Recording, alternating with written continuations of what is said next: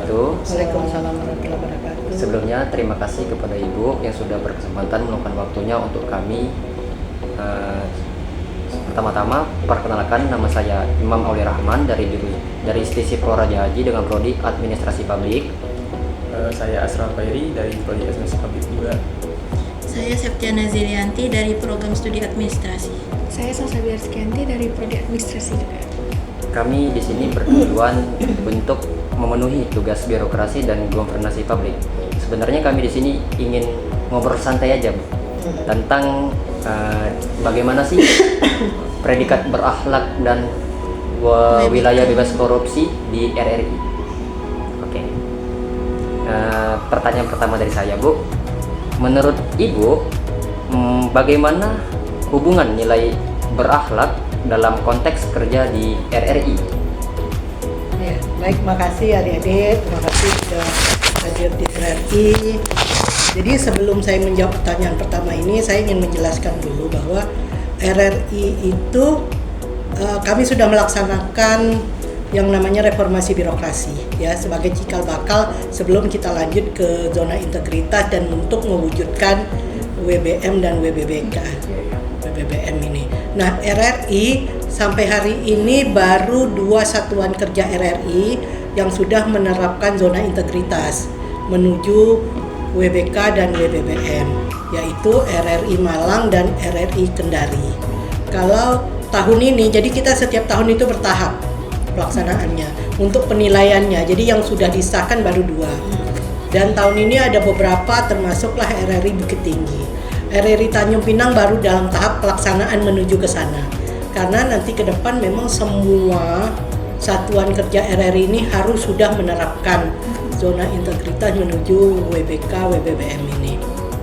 Nah, untuk berakhlak sesuai dengan aturan yang dikeluarkan pemerintah kita ya, bahwa semua pegawai negeri baik itu PNS maupun P3K yang berada di lingkungan kerja pemerintahan itu wajib untuk melaksanakan berakhlak ini ya, yang meliputi pelayanan, kemudian harmonisasi itu ya, adaptif ya kan, kredibel dan lain sebagainya. Jadi itu harus kita laksanakan, karena dengan kita melaksanakan setiap poin dari berakhlak ini, maka secara otomatis kita sudah juga menerapkan apa yang dimaksud dengan menuju zona integritas. Adanya transparansi, pelayanan yang cepat ya, pelayanan yang bertanggung jawab, juga sikap yang loyal kepada Pancasila, Undang-Undang Dasar 45, juga kepada pemerintahan yang sah ada di negeri ini. Jadi untuk RRI sendiri itu bukan sudah kami laksanakan atau belum, tapi memang itu wajib dilaksanakan. Jadi ya otomatis harus dilaksanakan dan sudah dilaksanakan seperti itu. Baik, Bu.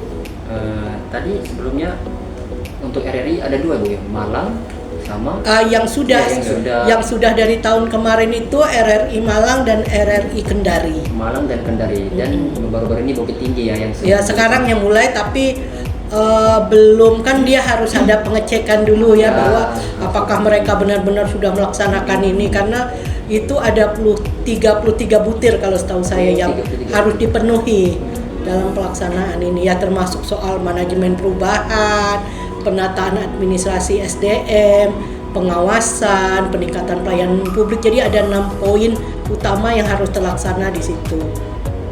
Kalau untuk Tanjung Pinang sendiri baru diusulkan, Bu, ya? Bukan baru diusulkan, tetapi kita sudah mulai melakukan. Kita mulai dengan pelaksanaan reformasi birokrasi yang melaksanakan 6 aspek menuju ZI ini, seperti penataan SDM ya, kemudian penataan tata laksana, pengawasan, gitu juga, penegakan disiplin dan lain sebagainya. Itu sudah mulai kita lakukan. Tapi kita hanya tinggal giliran nih, kapan sekiranya nanti dari Kemenpan RB juga dari pimpinan pusat RRI menyatakan tahun ini gilirannya RRI Tanjung Pinang. Karena biasanya untuk penilaian ini kan di satu lingkup instansi itu misalnya 2 lokasi, kemudian tahun berikutnya nambah berapa lokasi, setelah itu nambah lebih banyak lagi. Terima kasih Bu. Lanjut pertanyaan berikutnya Bu ya. Iya. Untuk pertanyaan berikutnya, pernah nggak sih Bu ada kegiatan sosialisasi atau pelatihan terkait nilai-nilai berakhlak ini di RRI? Kalau sosialisasi itu sering, Sering Bu ya? ya, itu sering dilakukan oleh Direktorat SDM dan Umum RRI dan juga oleh Komdigi ya sekarang ya, kalau dulu namanya Kominfo. Karena secara kepegawaian RRI ini kan merupakan pegawai Komdigi yang perbantukan di RRI. Jadi kita selalu itu mendapat sosialisasi soal ini. Apa yang harus dilakukan, apa yang tidak boleh, terutama yang berurusan juga dengan tindak pidana korupsi ya. Jadi transparansi harus seperti apa ketika kita menemukan adanya pelanggaran atau tindak korupsi, bagaimana melaporkan gitu. Itu semua kita dapat diberikan kepada pegawai. Dan karena sejak COVID kan kita ada satu hal yang positif yang kita dapat ya, bahwa kita menggunakan teknologi Zoom untuk berkomunikasi jarak jauh, ya otomatis ini selalu digunakan untuk sosialisasi. Baik Bu. Pertanyaan berikutnya Bu ya. Di RRI ini Bu, ada nggak sih Bu tantangan dalam menerapkan zona integritas berakhlak ini di sini? Ada nggak tantangannya? Kalau tantangan pasti ada ya dimanapun, karena kan kita yang harus kita ubah ini kan mindset dan perilaku orang ya, perilaku dari karyawan mulai dari tingkat pimpinan sampai ke bawah. Yang pasti merubah mindset dan perilaku itu kan bukan sesuatu yang gampang. Pertama, kita tidak hanya bisa sekedar sosialisasi, kemudian kita tidak hanya bisa sekedar perintah, tapi harus lebih pada memberikan contoh. Kemudian setiap orang punya pemikiran masing-masing, apalagi karyawan yang memang sudah terlalu lama bekerja dengan ini ya, dengan pola yang dia inginkan sendiri, sudah terbentuk seperti itu. Ketika sebuah aturan diberlakukan, berakhlak ini kan bukan hanya sekedar aturan ya, tapi dia merupakan rambu-rambu ya, rambu-rambu yang harus kita jalani. Seperti apa sih seorang ASN itu harus bertindak dalam banyak hal. Nah, merubah itu tidak gampang. Jadi ada orang yang karyawan yang cepat untuk melakukan adaptasi, mengikuti, tapi tentu ada orang-orang yang berkepentingan, dia mungkin tidak nyaman. Jadi ya 1-2 kita ketemu kendala soal itu. Pasti ada Bu ya tantangan. Misalnya reporter tidak boleh menerima amplop, itu kan bagian dari ini ya. Dia tidak semua juga yang gampang menerima. Ketika dia meliput rame-rame dengan wartawan lain, yang lain terima amplop, bahwa mereka tidak menerima, itu kan tidak gampang gitu. Termasuk ketika teman-teman siaran bahwa tidak boleh menerima dari narasumber dan lain sebagainya. Nah, itu kan seperti kebiasaan, terkadang di teman-teman merasa ini kan bukan korupsi, kita kan dikasih seperti itu. Nah, merubah mindset itu yang kita butuh waktu. Termasuk juga soal bahwa kita harus meningkatkan pelayanan, ini juga berat. Itu kan ada aturannya bahwa semua permintaan harus 1 kali 24 jam harus sudah ditindaklanjuti gitu. Nah, terkadang dengan pola yang lama ya, ada beberapa yang masih suka menunda pekerjaan, terutama yang berurusan dengan pelayanan kepada pihak internal. Nah, itu jadi kendala tersendiri. Terima kasih. Ada tambahan? Untuk yang tadi Ibu bilang ada kendala dalam pelayanan publik tadi, mungkin dari RRI-nya ada solusi untuk mengatasi hal tersebut nggak? Yang pasti kita akan melakukan, jadi gini, kami ada namanya PPID. PPID itu untuk pelayanan keinginan masyarakat, misalnya mereka butuh data apa, dia bisa minta di PPID. Kita juga mempublish semua kegiatan-kegiatan RRI, termasuk soal harta kekayaan pimpinan, apa semua ada di situ ya. Jadi kalau mereka butuh, mereka bisa email atau ada link chat di sana, bisa diminta, dan itu harus ditindaklanjuti. Itu satu. Kemudian kami punya juga aplikasi yang namanya RRI Digital. RRI Digital itu cara lain untuk orang mendengarkan radio, tidak lagi menggunakan pesawat radio ya, tetapi melalui aplikasi di mobile masing-masing.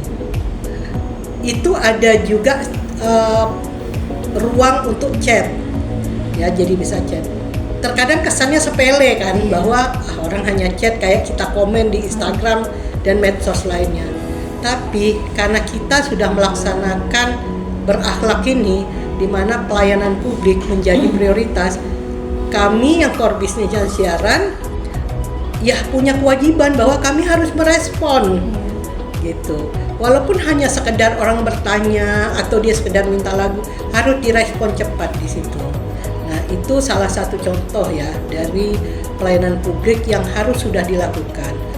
Kita selalu mengecek dan kita selalu mengingatkan teman-teman, dan yang pasti gini, dalam menuju pelaksanaan zona integritas, yang utama itu harus ada fakta integritas. Fakta integritas itu kayak perjanjian kerja antara saya dengan pimpinan lebih tinggi dan saya dengan teman-teman karyawan. Jadi setiap tahun kita ada fakta integritas bahwa tidak boleh menerima yang di luar haknya sebagai pegawai. Kemudian harus melaksanakan pekerjaan, misalnya harus mengikuti apel setiap Senin pagi, harus mengikuti upacara hari besar gitu. Itu semua ada fakta integritas yang harus kita tanda tangani.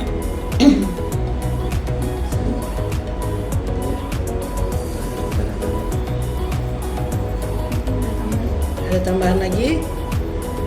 Menurut Ibu, bagaimana sinergi antara nilai berakhlak dan pembangunan zona integritas dapat diperkuat, Bu? Sinerginya tentu kuat ya, karena kalau berakhlak ini tidak jalan, otomatis kita nggak akan bisa membangun zona integritas. Karena zona integritas ini hanya bisa terbangun di saat semua sumber daya manusia yang ada di dalam organisasi itu sudah menerapkan berakhlak ini.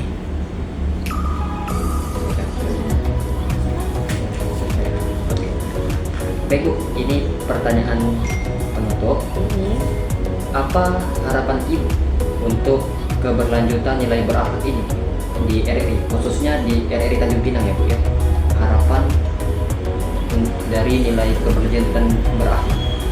Ya, harapan saya tentunya bahwa kami semua, saya sebagai pimpinan benar-benar bisa menerapkan segala unsur yang ada di berakhlak ini sehingga bisa menjadi contoh untuk teman-teman karyawan yang ada, dan karyawan juga benar-benar bisa mencontoh. Yang utama tentunya saya berharap bahwa sosialisasi yang sudah sering dilakukan itu benar-benar bisa diterima oleh masyarakat, oleh teman-teman masyarakat RRI itu sendiri ya, dan tentu bisa merubah mindset kami semua sehingga ke depan, mungkin tahun depan ya, RRI ini bisa benar-benar menjadi atau melaksanakan zona integritas menuju WBK dan WBBM ini. Karena itu sudah suatu keharusan ya, bahwa sebuah instansi itu harus memang melaksanakan itu. Mudah-mudahan dalam waktu dekat giliran RRI Tanjung Pinang ini kita udah bisa pasang spanduk di depan bahwa Anda memasuki wilayah WBM gitu ya. WBK WBBM. Baik Bu, sudah cukup pertanyaan dari kami. Terima kasih atas obrolan santainya Bu. Ya.